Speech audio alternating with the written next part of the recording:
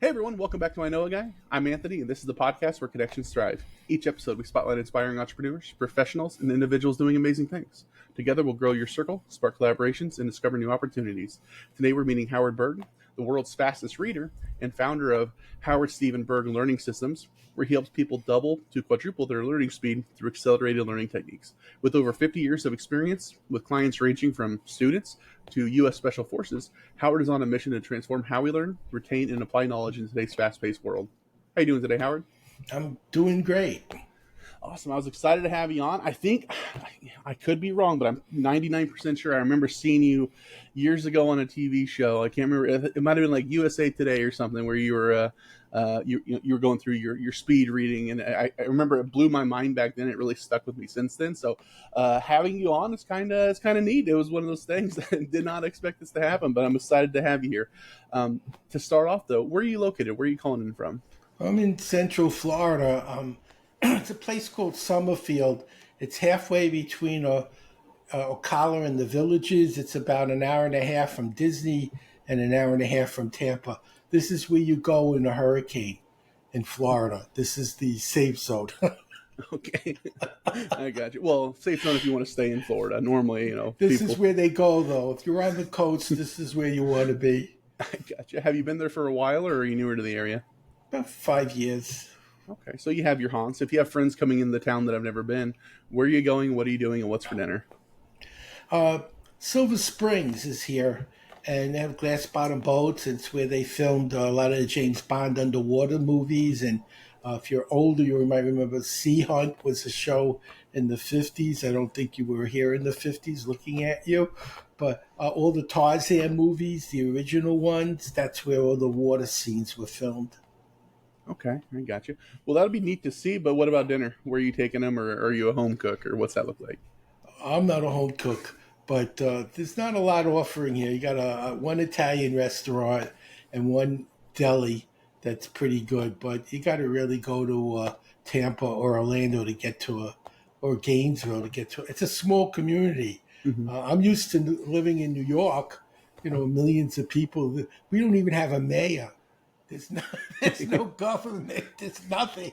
It's the county runs it. So my wife wanted this. So she grew up in a town with 7,000 people. My high school had 12,000 people. So we were from a different kind of a background. No, I get that. I grew up rural anyway, so okay, I got you. Well, what can you tell us about what you're doing now? I'm helping people double to quadruple their learning rate in a few hours' time. We live in a knowledge based economy. The information your basic decisions on doubles every 6 months. The average speed is about 200 words a minute, and most people are struggling not to just stay on top of what they need to know, let alone jump ahead somewhere that would help them, but they don't have the time for. And that's where I come in because every decision you make is based on what you know. If you have more data, you'll make better choices, have more options, and things become much more easy. I could read 10 books in 3 hours. I had an 84-year-old read 3 books in 3 hours the day after I taught her, so it's not an age thing. So for an average business person, read a book a day, every day for a year. That's 365 new skills you could be doing in your company. What would that do to your bottom line ultimately? You say, where are you going to get the time? Think of all the time you spend watching ball games. Do you want to watch someone throw a ball or make more money? You get so much time in a day. You get to choose what you do with it. If you'd rather watch someone throw a ball than learn a new business skill, maybe you're in the wrong business. Yeah, no, that's accurate. I remember people always say try to be 1% better every day, or try to do something that's going to make you better tomorrow than you were yesterday. And yeah, if you could get a book in a day, or And, that's and if you were in less than an hour, you could read a book. Anyone could that you could do very easily. yeah, no, that's amazing. I can imagine what that would look like compounded over time. So how did you get started with this? What was the what I want to do? I want to be really good at reading and retaining. How did that get going? Well, I wanted to be the world's sexiest man, but that didn't work out for me. close second, but not good enough, right? Close second. I grew up in the projects in Brooklyn, and it was awful. It was like West Side Story without the music and dancing. I met Bernardo. He had a knife, and that really happened. And it wasn't fun.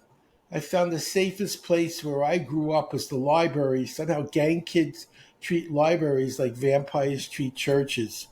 And then I went to college at 17 and I majored in biology. And in my last year, I decided to do a 4-year psych program in 1 year while finishing the bio program.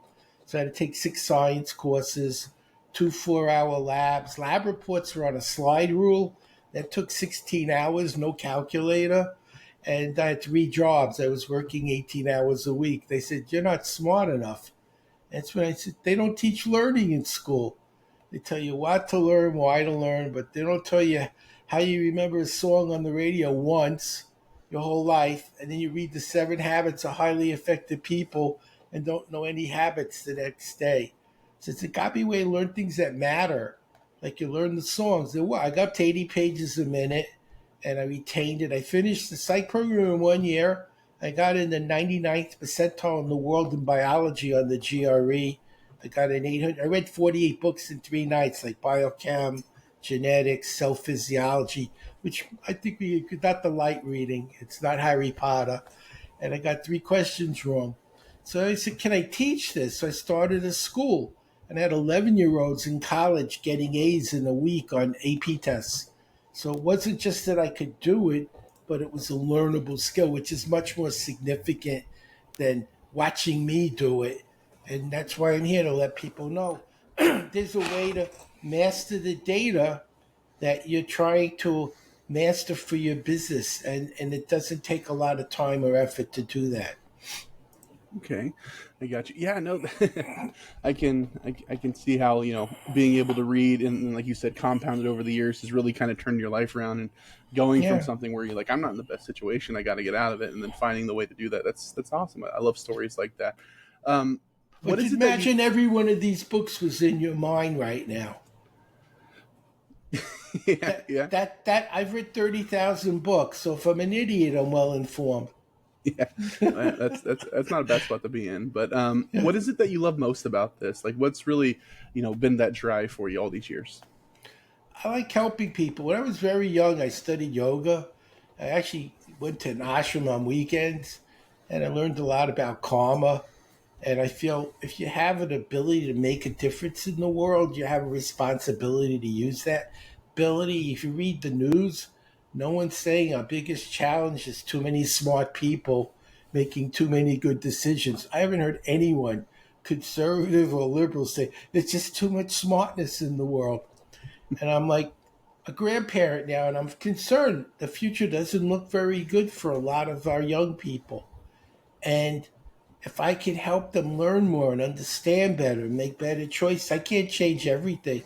But if I reach enough leaders who can change things and give them the ability to make better choices with better data, that could have an impact. And I feel that's like it's a calling. It's a responsibility. If everyone who has the ability to make a difference does that, we could get through what's going on.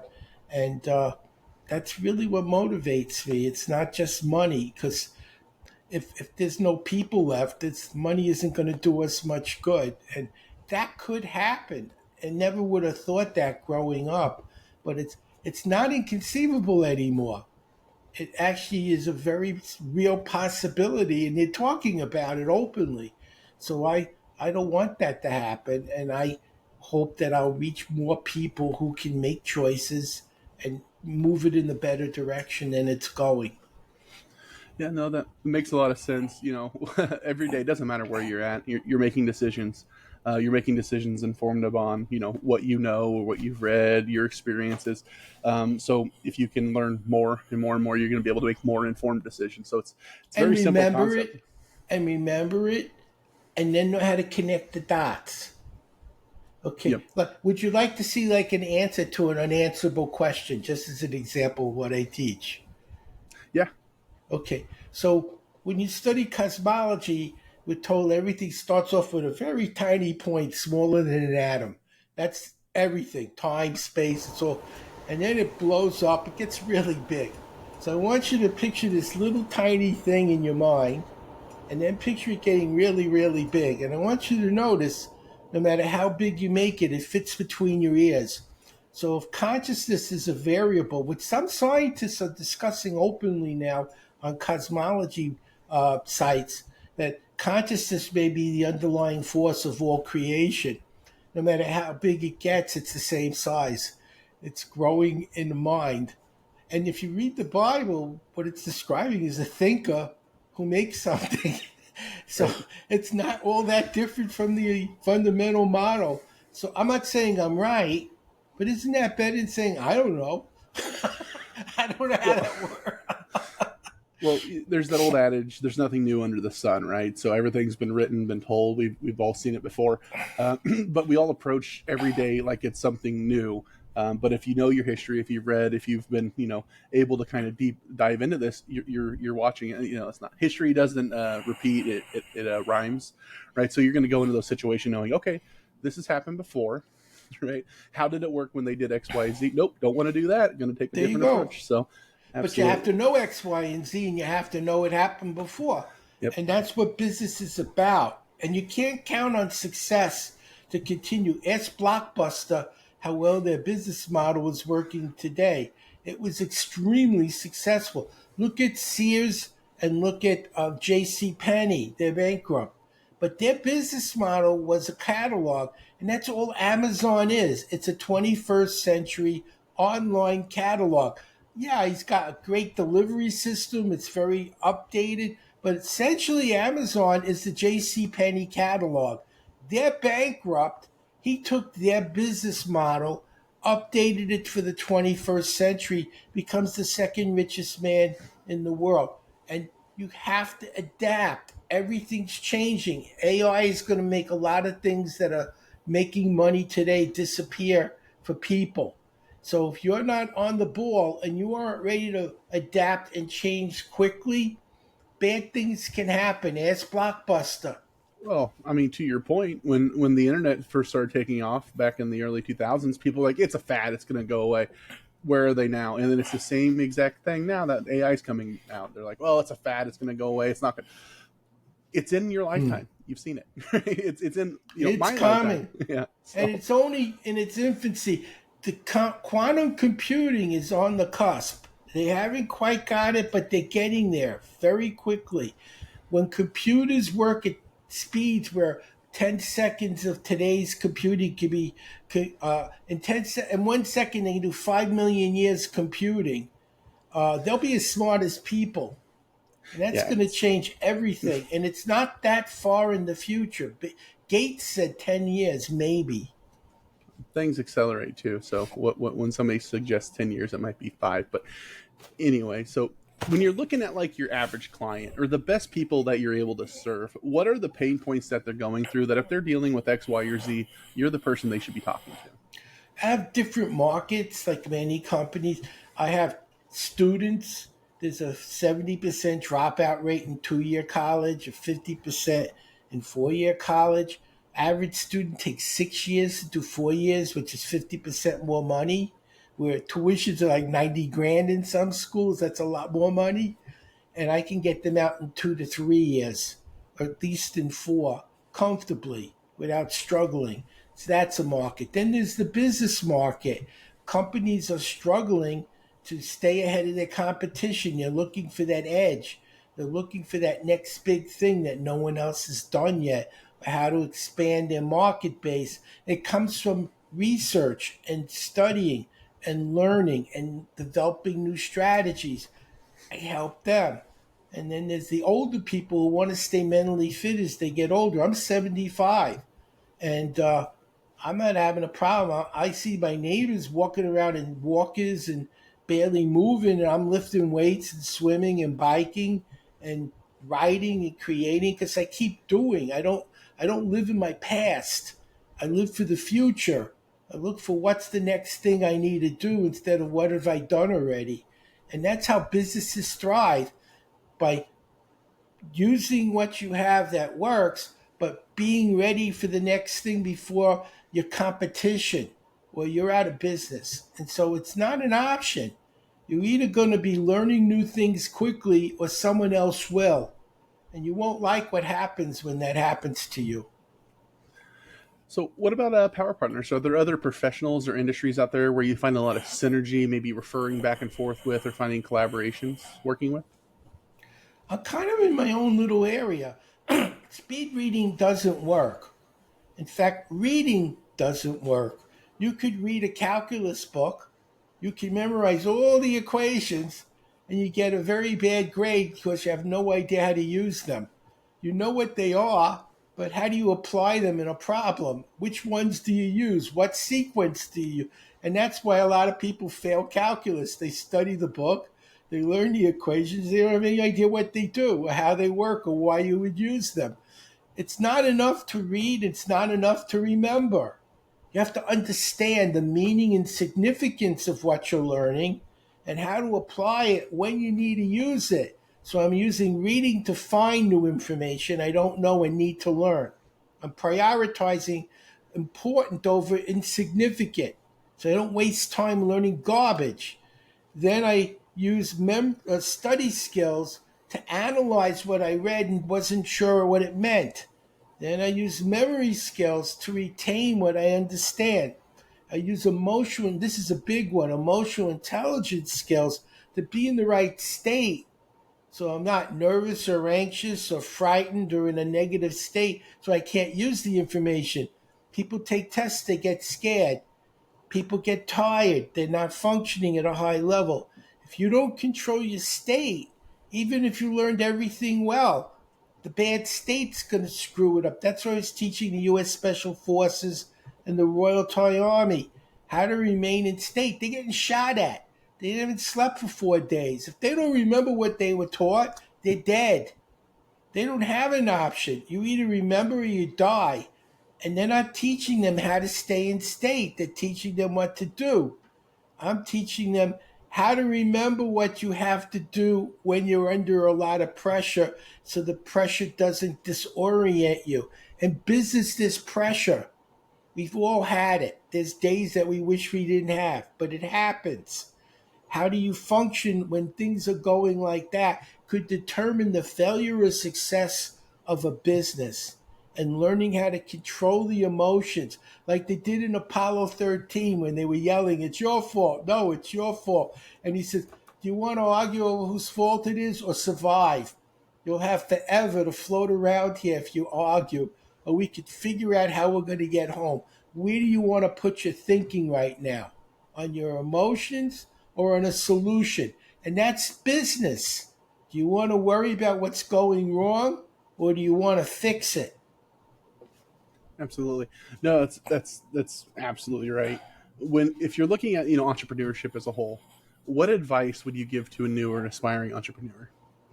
One is to learn, because everything you need to know, someone's done already. And if you read a book, they might have gotten lucky. It maybe wasn't the right thing. 10 books by 10 people doing what you dream of doing is a business plan. What did they all do in common? And you begin to see patterns. And you say, that's a pattern that worked 10 out of 10 times.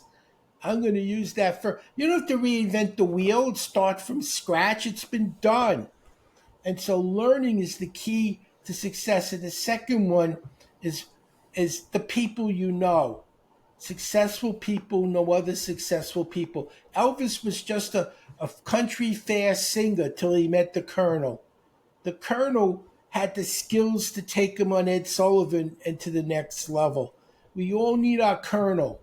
We can't be good at everything. What makes us good at one aspect does impairs us in another. So me, I'm very compassionate. I don't do any negotiating because I'm worried about helping the other person and they're thinking, how much can I take from him? And I'm giving and giving and giving. That's my nature. So I need someone else who doesn't feel that compassionate and is worried about the bottom line, saying, well, I'm going to do the negotiating. He'll do the work. He'll be really nice to you when he's working with you. But right now, I'm not going to be nice. Right now, it's a negotiation. Those are two different personalities. And It's very hard to be an expert at both and do them both well because they're incompatible with the psyche. So having other people around you who supplement your weaknesses, know what you're bad at. Don't hide from your weaknesses. Understand them and find either solutions or people who can compensate in those areas. And you'll go a lot further than trying to be everything at all times. It doesn't work well. Yeah, that's that was a twofer. We got two good pieces of advice there. No, grow your circle, find the people that are going to be your kernel. I really like that. That's what we're all about here. Is finding that person, that connection that can help you moving forward with whatever you're doing. But then also being humble enough to learn from others and not just dive into it. You'd be crazy if you're like Central Florida and you go, I want to go to Canada. I want to specifically go somewhere in Canada, and then you didn't look at a map. You just said, I'll just figure it out. I was like, oh, people have been there all the time. Just follow what they're doing.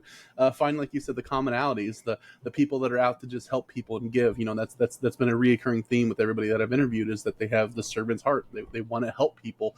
They want to provide as much value as they can. So things like that, they kind of rise to the surface in everything that you read or everything that you learn, and then incorporating those, because that's just the bones of business, right? People.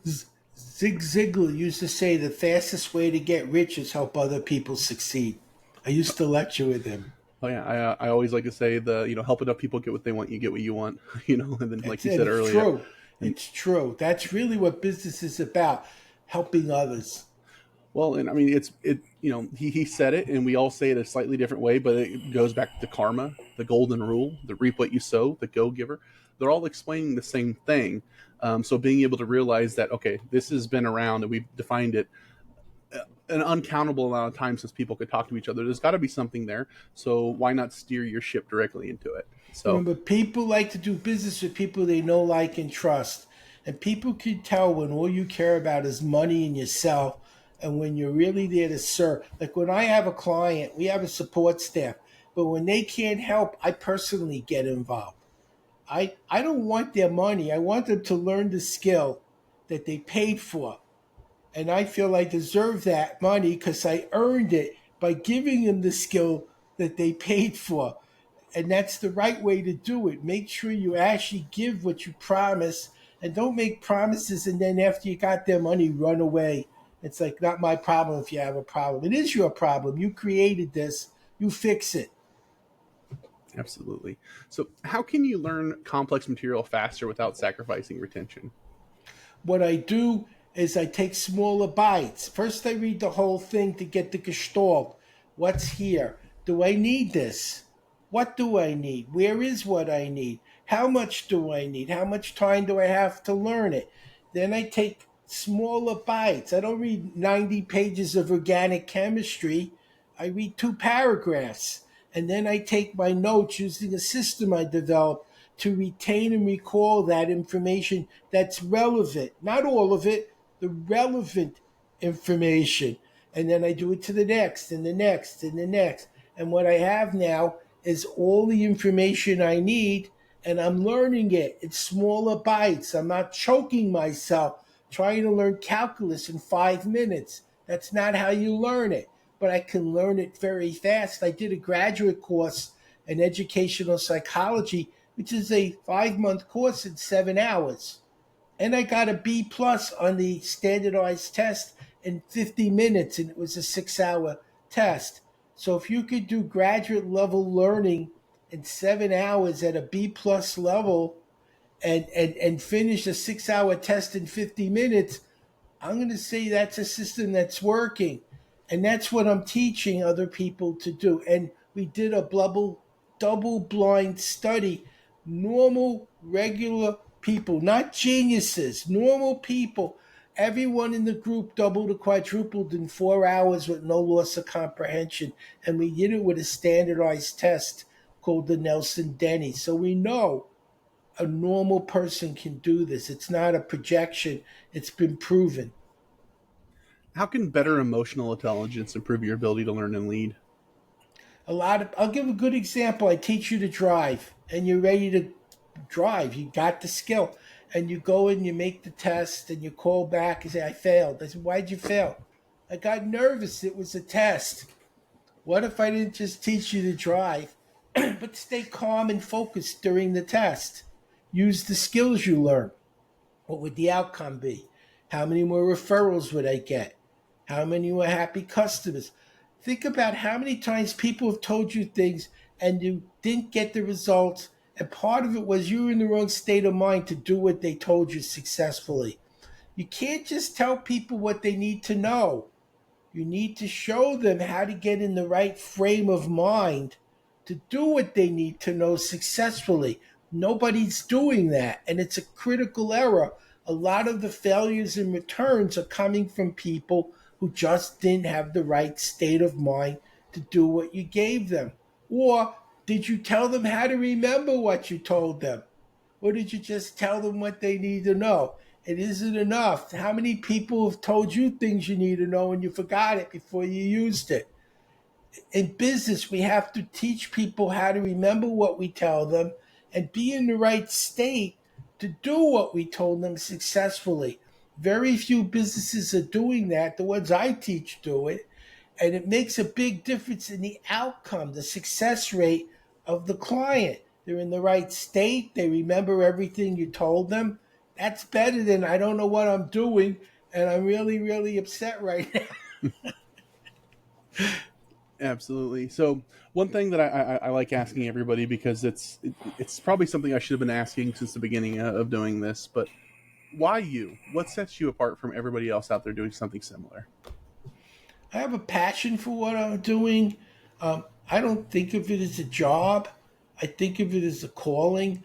I feel I've been given a gift. Reading 80 pages a minute is a gift, and it's not for amusement. It's to make a difference. The world's got problems, and we need thinkers. We need people who can fix it. When I see 10-year-olds going to college and getting A's, and when I see an 84-year-old 3 books in 3 hours, or an 11-year-old C student become a professor at 22, or another one had a 4.0 at 16, graduated with all A's, economics, majored in math, the master's at 19, all A's, 1B, professor at Yale. I give them all the credit in the world, but I know I played a part. I helped them leverage their natural talent to another level they never would have reached without me. And it's like an extended family. You know, you feel when your kids do well. That's how I feel when my clients do well. Like I helped that happen. That's something I did with my life. I made a difference. I made the world better than I found it.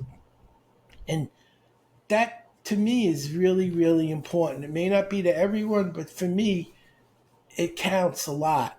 And that's what pushes me. I'm 75, I'm still working full time because I love what I do and I enjoy seeing the changes I'm bringing about for other people. It makes me want to do more. Yeah, that's like my favorite answer when you ask somebody what they do and they respond with my calling is or my purpose is, because you know that they've mature enough in business to trim away all the other stuff that doesn't directly align with what they're doing, what their values are, what they're trying to do, how they're going to make the world a better place. And to me, that's the best answer. That's who you want to work with, the people that have had enough time and understanding to say, this isn't the parts that I'm going to do. I'm going to focus on this, and I'm going to do it better than anybody else in the world. So, And they do. yeah, absolutely. So awesome. Well, is there anything that I missed or that I failed to ask that you wanted to add? I'm giving them a gift. I have a free book on how to learn faster. This is my thank you to you in the audience. If they go to www.howiebook.fun, it's free. www.howiebook.fun.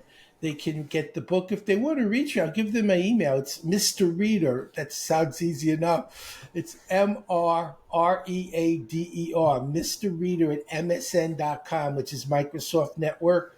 And if you have a need to learn, you have kids that are struggling. If you're trying to make more money and want to learn how to make more money by learning to be smarter, let me know. I can help you. I can train your company. I can train you. Even better, I can train your whole family. Your kids will get higher grades and you'll make more money at the same time.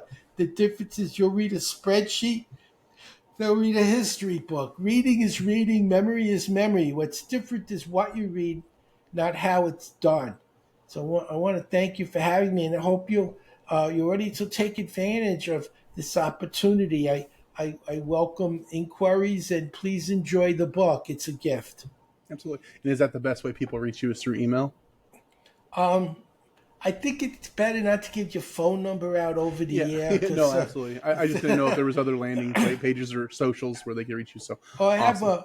I have others, but the book thing will put them into my system, and I can email them when I'm doing a webinar Perfect. or a live training. And the book is free, and there's no obligation, but it's a way for me to stay in touch with them for what you describe. But if you overcomplicate, there's a website for this, and there's a Yeah. website for this. Their Yeah. brains explode. They don't remember any of the websites, and nobody shows up. Absolutely. So I'm going to put all that in the show notes so it's super Keep easy it to find. simple. That's one of the things about learning.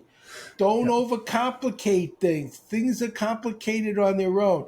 You don't have to add to that. Learn to cut through the clutter and the noise and the garbage. Most of what people learn, they never use it. You need to learn what matters, and I teach that. So you're not wasting your time learning something that no one will ever use, and the thing you actually needed never got learned. That's part of being intelligent, and that can be learned. That's a learnable skill. Perfect. Yeah, I'm gonna put it in the show notes so it's super easy to find. If somebody's considering getting hold of Howard, do it. Reach out, read the book. You're gonna walk away, better than when you Smarter. found it. Smarter. You're gonna be Yeah. able to read, comprehend, and not just read and comprehend, but you're also gonna be able to Okay, apply. funny story. You know Barron's Books. That's a pretty respectable brand. I get a call from the editor. They want me to write a book for kids on accelerated learning, and I'm like, I didn't send you a proposal, which is how you get a book published. I said, no, you didn't, but we picked you already. You're the one we want. I said, okay, but you got to send a proposal. So I send a proposal, and another editor calls me and says, we can't use you. And I'm like, that's weird. I know I do a good proposal, but okay, Next week, the first editor calls, when can you write the book? I'm like, you said you can't use me. She says, no. When you send a proposal, we take your name off it. It has to be reviewed, and they don't want the review to be based on your reputation, but on the content of the proposal. So we strip your name off. They picked you to do the review of your own book. So both editors, the one that wanted the book and the one who needed an expert to review the book, they picked me out of all the people in the world they could have chosen. And that made me feel very, very good about my reputation in the academic community, because Barron's could have had anyone write that book, and both of them wanted me. So that says something about what I do and what my reputation is amongst people who know learning. Absolutely. So yeah, absolutely read the book, reach out, have the conversation. If somebody would like to get a hold of me, you can find me at ikag.me. You can find more episodes, subscribe to our newsletter, and connect with our growing community of awesome people like Howard. If you or somebody you know would like to be interviewed, you can also apply on the website. But Howard, thank you so much for coming on. I really appreciate you taking the time and kind of pouring into us, kind of giving us an idea how we can be better, how we can be more efficient with everything that we're doing on a day-to-day basis, and not just be 1% better, but be significantly better every day. So Yeah. I appreciate that. Let's all go have an awesome day and grow our circles. All right.